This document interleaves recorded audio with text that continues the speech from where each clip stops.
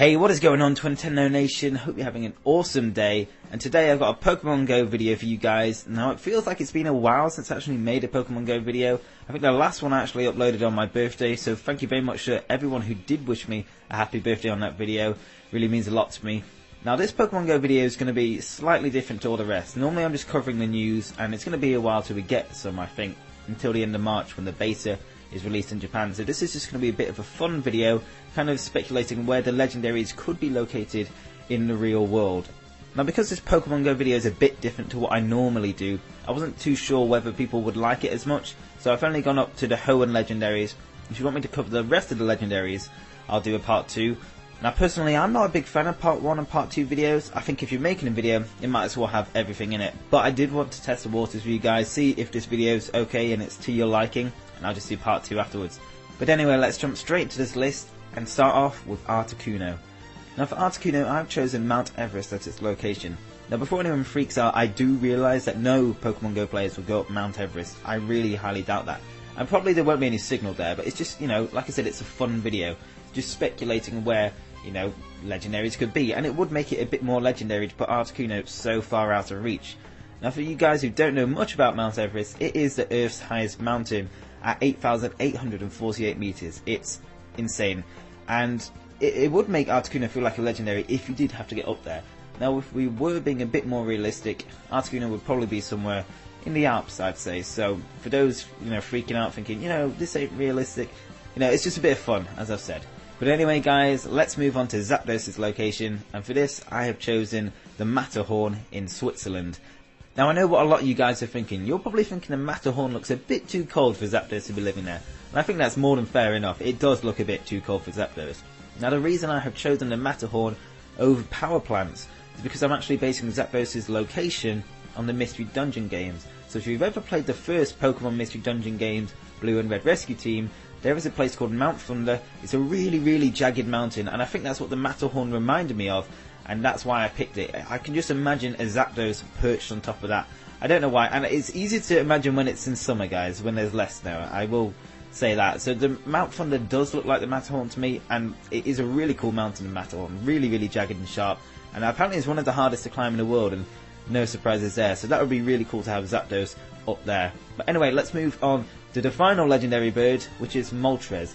And for Moltres, I have chosen Mount Vesuvius in Italy.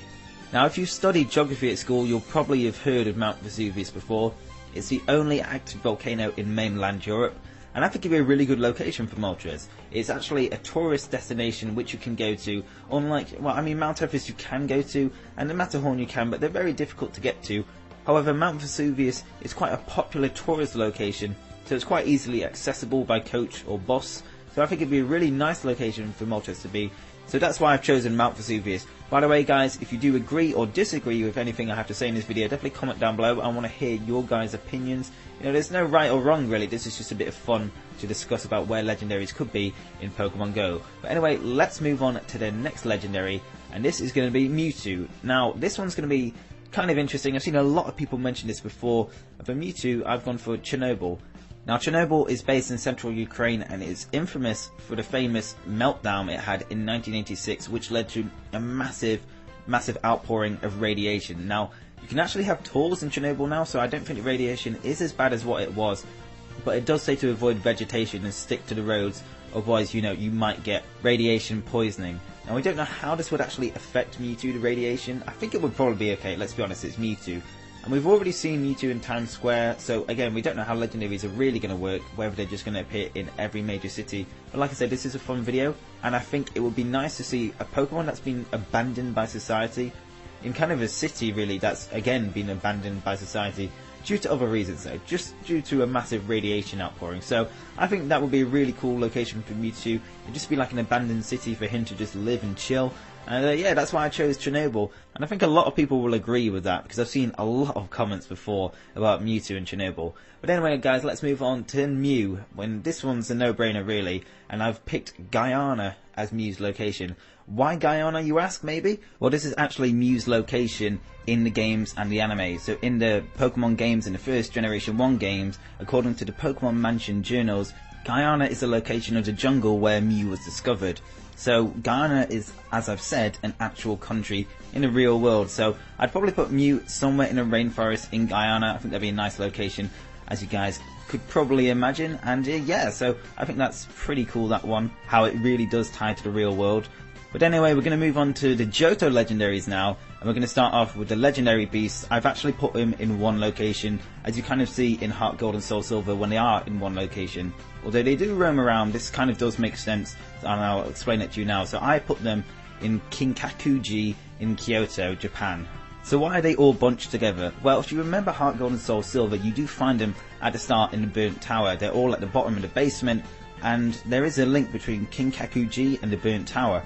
Firstly, Kinkakuji, although it does look like a place for Ho-Oh with it being gold and having a gold crested bird on top, it actually got burnt down in 1950, and this is what inspired the Burnt Tower in Pokemon, and so that's why I'm putting the legendary dogs at this shrine, because that's where they were found at the start of Heart Gold and Soul Silver.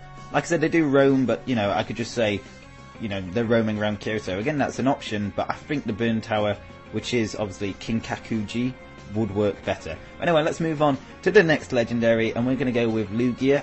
Now originally I had Lugia being somewhere else. You'll find out late in the video because another Pokemon has now taken that. But for this I put Lugia at Niagara Falls just because it does remind me of the big waterfall that Lugia does come out of in Soul Silver. There isn't really much more than that I can really say about it. It is a really nice location. Again, a popular tourist location. That'd be really cool for a Pokemon event for just Lugia to come out of the waterfall. I say come out, obviously, you know, in terms of the virtual phone aspect, not actually just literally fly out the waterfall, as cool as that would be. But yeah, that's where I'd put Lugia. You guys can let me know in the comments down below where you think Lugia should be, Niagara Falls or not, because I am a bit undecided on that one. As I said, there was another option. But anyway, let's move on to Ho-Oh, and for Ho-Oh I've chosen the Toji Temple in Kyoto. Now, if you do remember the Bell Tower in Heart Gold and Soul Silver, this is actually what the Bell Tower is based off, as you can probably recognise, and this is also where you verse Ho-Oh.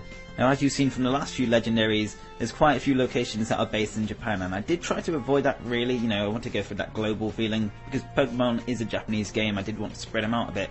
But because Johto is really based off the Kyoto region of Japan, it just wouldn't make sense to put them anywhere else. So I did try my best, guys, but yeah, I think if you did go to Kyoto, you'd be getting a lot of legendary Pokemon. But anyway, let's move on to the next legendary, and that is Celebi. Now for Celebi, I've gone for another shrine in Kyoto, and this one is called the Daigo-ji Temple, and it looks really, really nice. It's a small red shrine in the bamboo forest in Kyoto, and yeah, it just looks really, really nice, and it's very similar to the shrine in Ilex Forest in Heart Gold and Soul Silver and Gold and Silver, where you find Celebi.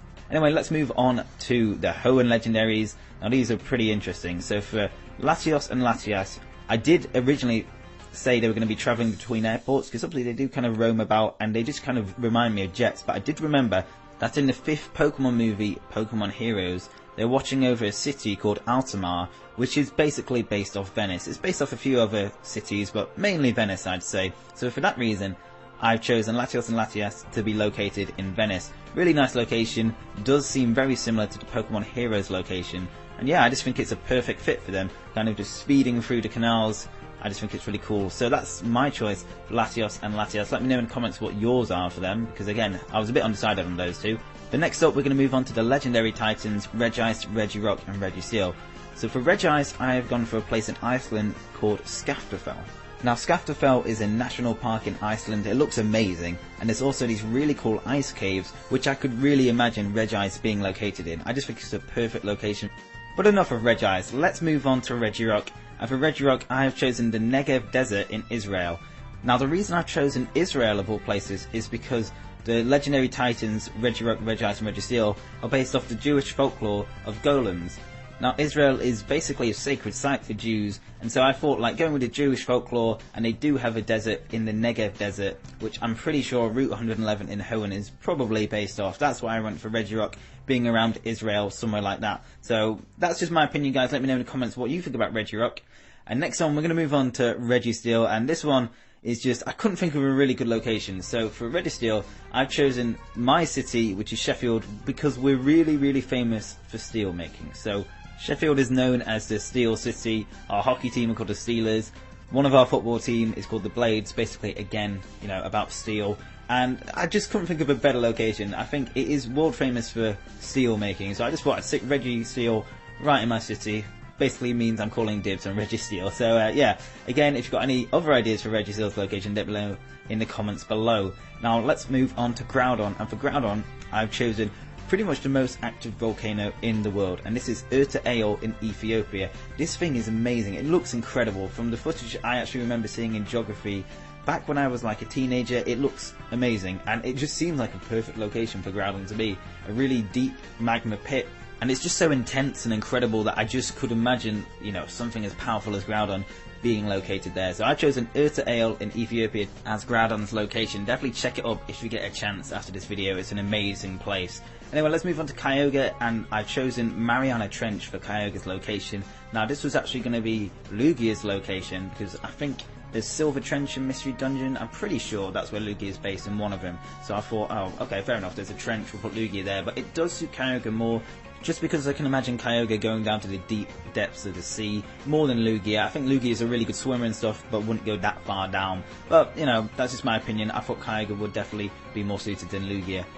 Anyway, let's move on to Rayquaza, and I've chosen the Burj Khalifa in Dubai. Now the reason I've chosen this, well, it's pretty obvious. It's the tallest building in the world, and it's kind of similar to Sky Tower, if you see what I mean. It's just, I think it's like a quarter-mile high, something ridiculously impressive. It looks amazing, by the way. It looks incredible. So I could imagine Rayquaza being up there, and it just kind of suits it, really. I don't know, I can imagine it wrapping around the Burj Khalifa. It just, yeah, it just suits it perfectly, really. I think it's a good location.